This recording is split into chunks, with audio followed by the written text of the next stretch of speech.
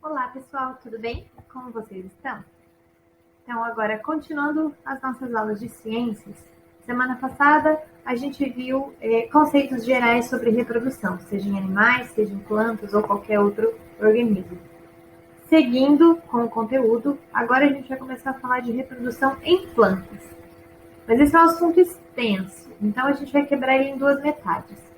Primeira metade é a dessa aula, então a gente vai falar sobre a classificação das plantas, como a gente separa os vegetais existentes no planeta dentro de grandes grupos, de acordo com as características que cada um desses organismos tem ou não tem. E aí, na semana que vem, a gente vai ver, então, na próxima aula, detalhes mais específicos sobre a reprodução de cada um desses grupos de plantas. Beleza? Vamos lá? Vamos falar um pouco sobre a diversidade de plantas no planeta. Nem todas elas são iguais, apesar de todas elas serem, ou quase todas serem verdinhas, quase todas ali terem raízes, ou às vezes elas até parecerem todas iguais, quando a gente olha para uma paisagem, elas são bem diferentes. Bom, como assim diferentes? Elas têm características diferentes. Então, o tamanho, se elas têm ou não têm algumas estruturas, e aí é de acordo com aquilo que elas têm de característica que a gente vai separar elas em grandes grupos.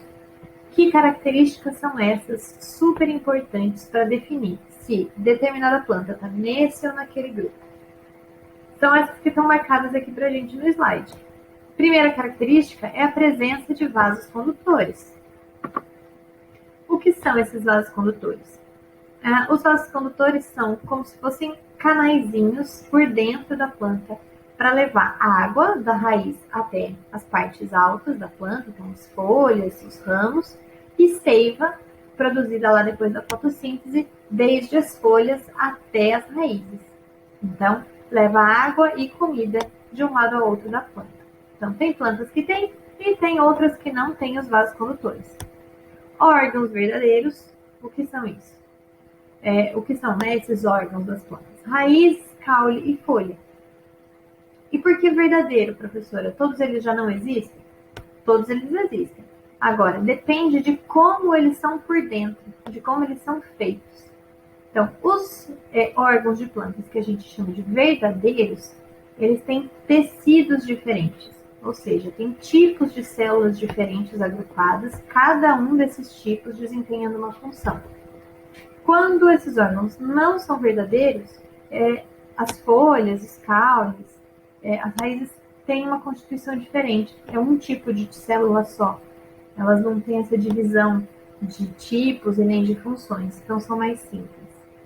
As sementes, então presença ou não de semente, e flor e fruto. Do mesmo jeito, se aquela planta produz flor e fruto ou não.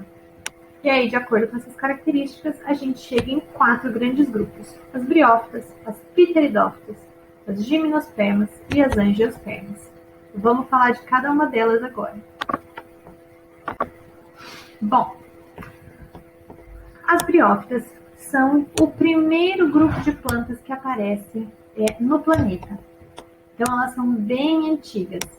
E por serem tão antigas e tão primitivas, certo? Elas têm características bem simples.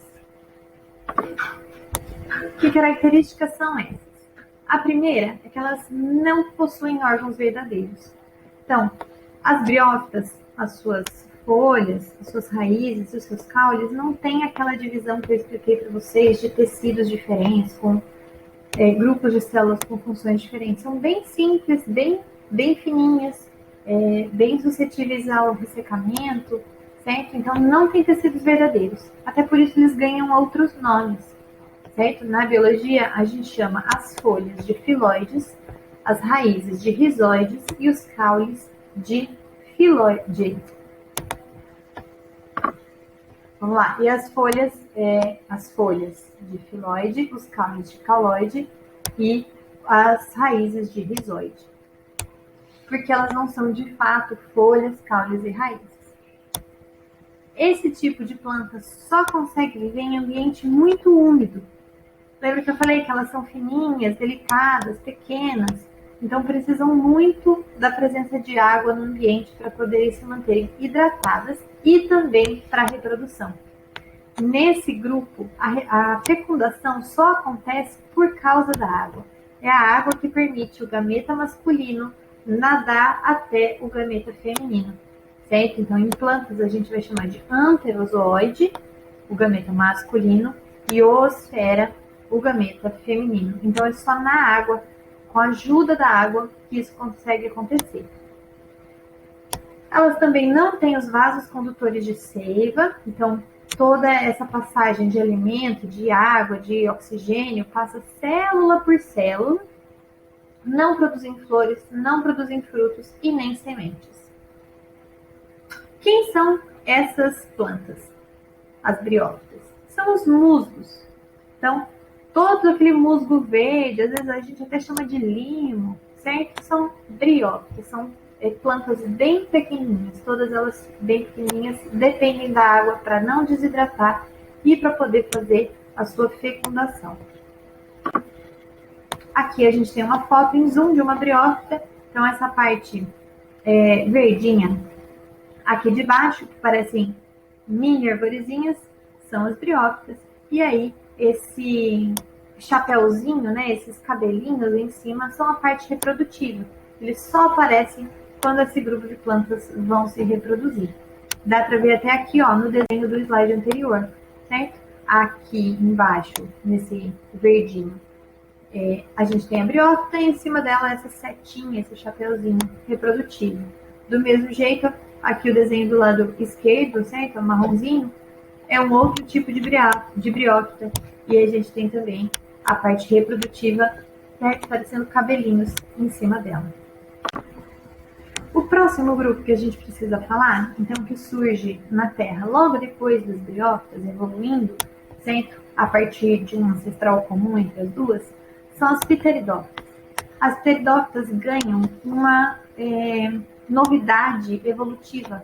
Elas têm uma característica que as briófitas não têm, que são os vasos condutores. Então, dentro dessa planta, né, dentro das pteridófitas, a gente já vai ter esses canais, esses tubinhos por onde circula a água e a seiva, distribuindo os nutrientes, a água, o oxigênio por toda a planta.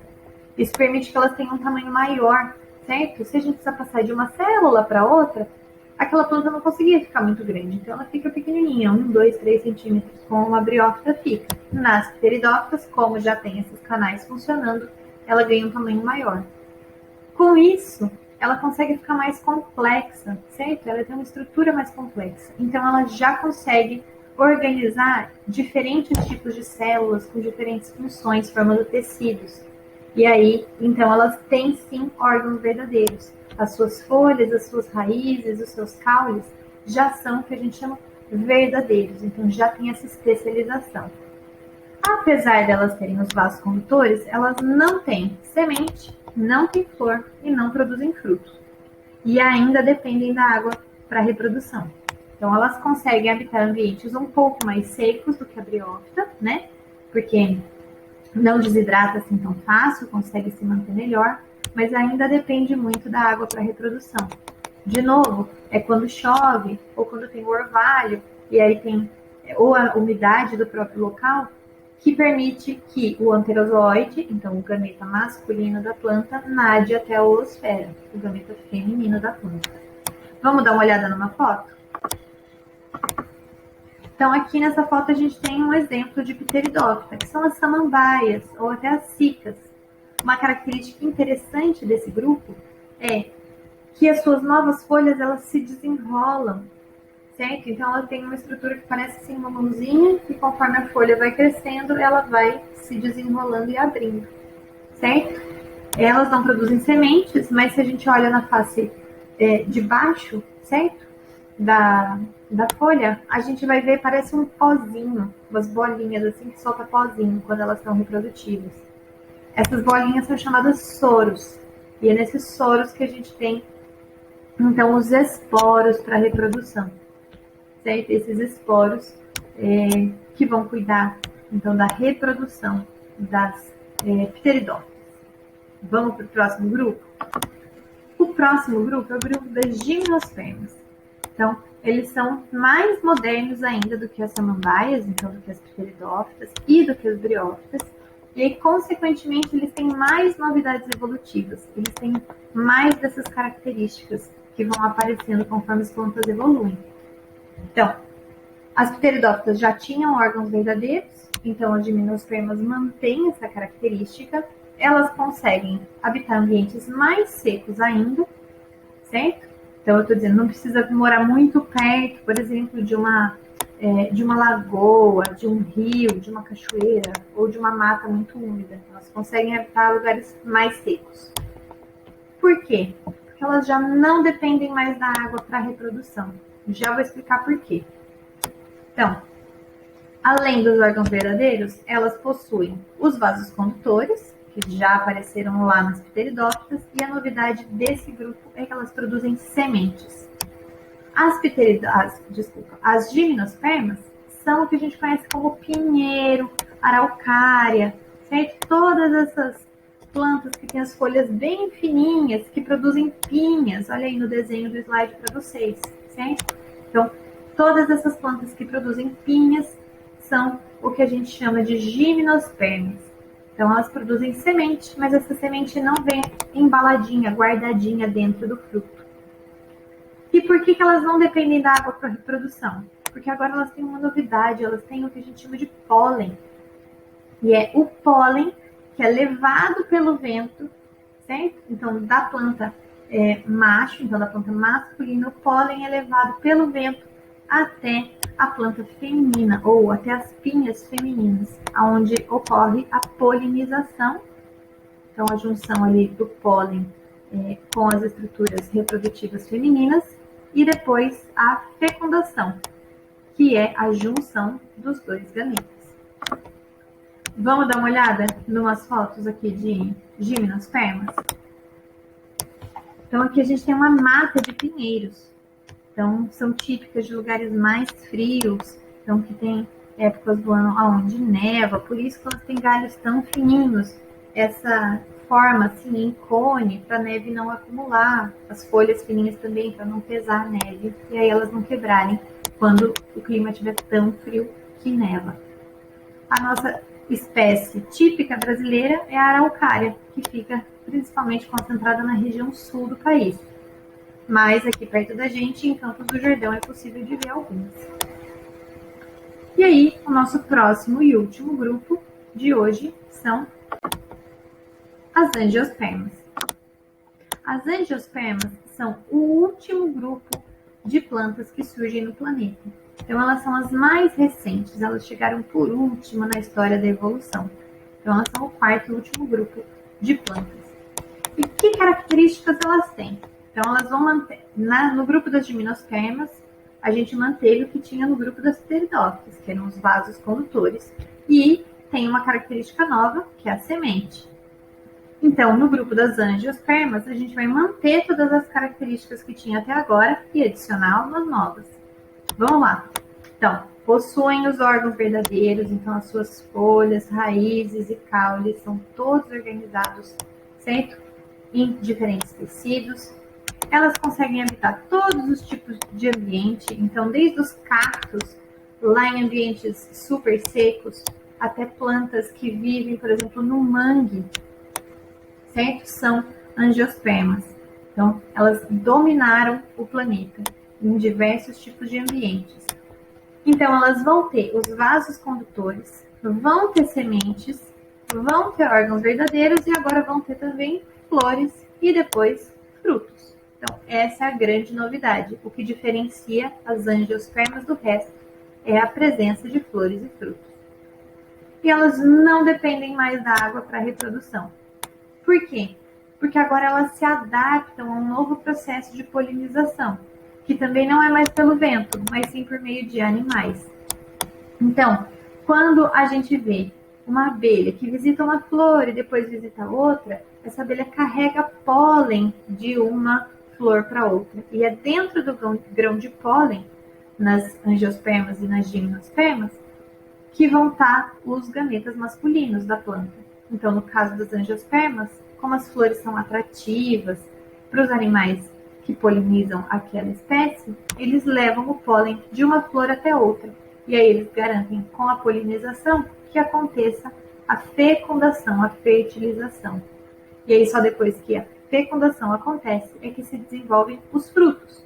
Seja um fruto do tipo suculento, tipo um abacate, uma melancia, ou sejam frutos mais secos, tipo vagem, ou aquelas mamonas que a gente vê, sabe, que parecem secas, espinhudas, todas elas são frutos de angiospermas. Então elas são bem diversas. E um exemplo, uma angiosperma que a gente conhece bem, então margaridinhas, certo? Com as flores como estrutura reprodutiva. A gente vai estudar com mais detalhes as partes das flores na semana que vem. Agora, por último, para a gente já fechar essa aula, essa árvore evolutiva do grupo das plantas, certo? Do filo, então, do reino das plantas. Começa lá embaixo com as mais antigas, as briófitas. E aí elas evoluem, certo? Então, um grupo evolui para as briófitas e uma parte desse grupo ganha outras características, como os órgãos verdadeiros e os vasos condutores, e dão origem às pteridófitas. E aí, uma parte desse grupo evolui como pteridófita e a outra parte continua se diferenciando. E aí conseguem produzir sementes, dando origem às gimnospermas. E aí aqui nas gimnospermas, de novo, uma parte desses organismos fica da forma como a gente conhece as gimnospermas e outro continua ganhando novas características até chegar nas angiospermas. Que características são essas? Flores e frutos. Então, quando a gente vê uma árvore dessas, cada um desses bracinhos são grupos, certo? Desses organismos, no nosso caso, briófitas, pteridófitas, gimnospermas e angiospermas. E na linha mais comprida, os pequenos tracinhos são as novidades evolutivas, as características novas que surgem diferenciando um grupo do outro. É isso, gente. Essa aula é mais curtinha. Espero que vocês tenham entendido e gostado. Bora para as atividades.